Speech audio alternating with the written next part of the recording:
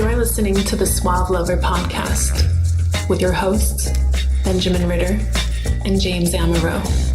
SuaveLover.com, advising gentlemen on the art of romance. Now sit back, relax, and enjoy today's episode.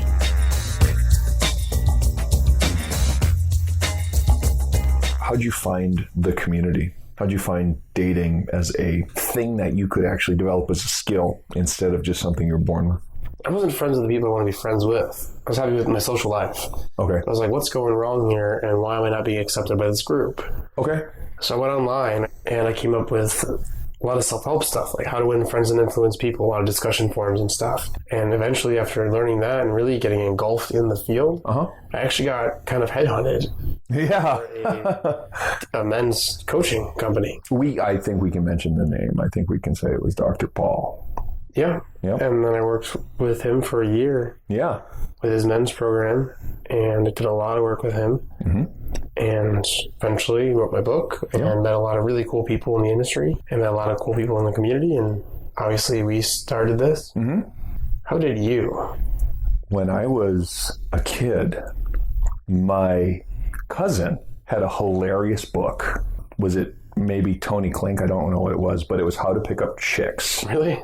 Yeah. It was probably written in 1970, and it was like, learn their sign. What's your sign? That was the thing. That was actually advice. I was aware since a little kid that there was books and thoughts about how to interact with the opposite sex. But I should tell you, being kinky, self-identified as part of my thing, I assumed that the normal rules didn't apply, which was maybe not necessarily the best assumption. I found a lovely young lady who was kinky like me, or liked my kink anyway, and we got married.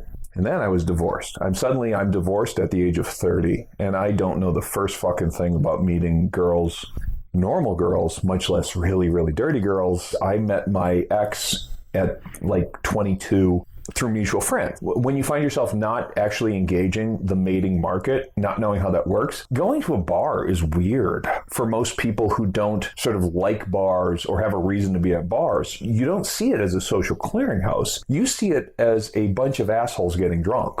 And for me, the process of meeting people was extremely standoffish, very distant, very judgmental. So I'm suddenly 30. I'm hanging around with people who are good with girls.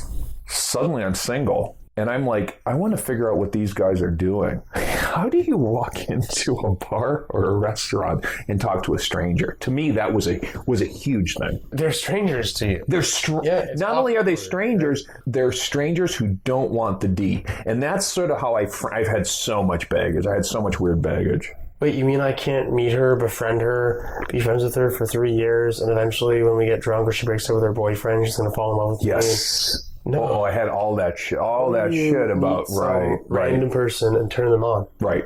How do you go on a first date? Right. How do you go on a third date? Then I found out that there were people who were hijacking science in order to teach other people how to apply the science. And that got me turned on to the mystery method and other things, which were, of course, they seem scientific, don't they? Hackers of the dating world. Right. Cheat codes for life and meeting girls. So then how did you eventually become a coach? You run into similar faces over time, right? And I wound up falling in with the Lair guys, the Chicago Lair, what it was then, the Chicago Lair. And the Lair is a social group of people interested in... It's the worst name for a social group because it seems Dungeons and Dragons-y, but right, it's the name. Hang around in costumes. Yeah, right. I met a guy who's running the Chicago Lair, and he goes, you know your stuff. And I said, well, I'm learning my stuff, yes, but I know what I'm doing. I know what I'm trying to do anyway. And he invited me in, and I found out that there was all the technology, the game, and the other kinds of things that are related to that. And I found that I was willing to crash and burn, maybe more so than other people. So I tried a lot of stuff. I had a couple of people advise me. I found that there were people who were asking me what I was doing because, remember, my game is a little bit different, right? As far as meeting girls, I'm screening hard to find out just how likely it is that I can take them home, gag them, and tie them tonight, which is a weird kind of a thing to be doing. Have them wake up and go home. Right? Yeah. Oh, yes. Okay. Yeah. They have to survive the encounter. This has to be highly consensual. No, non-consensual torture. That's right. That's right. That did not work well when I was trying that. So I have to go the consensual route now. There is no one-size-fits-all sexuality anyway. I'm looking for kinky, aggressive, fun. Some people are looking for, well, I want to date younger. I want to date outside my cohort. I may be a boomer, and I want to date millennials. God bless you guys. I want to date way hot girls, 9s and 10s. I want to date... All of that stuff it means that you have to adapt your game for what you want to have had. I want to take control of who I date and who I go home with and who I fuck and not have them fall into my lap because they're drunk, because they're a friend of a friend. And the bar's closing. Yes, exactly. And that's usually the starting point for a lot of people. How to Start a Kinky Relationship by James Amaro is the definitive guide to successful, alternative, romantic relationships. The book has been called 50 Shades of Grey for Real People.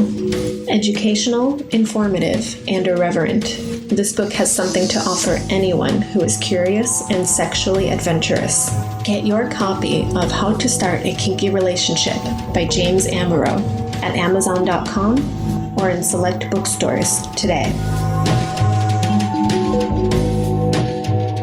I was a coach, and you've been a coach. And I've been through life coaching programs, career coaching programs. I've been through different types of training. I believe that consultant is the right term for what we do. Oh, undoubtedly, right.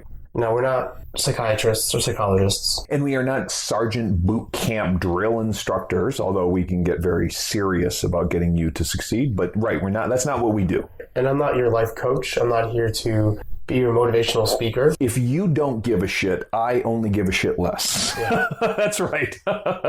It's almost a merger between a life coach, which helps you figure out your own issues. Right. And very rarely to give their own perspective. Right. And almost a psychologist.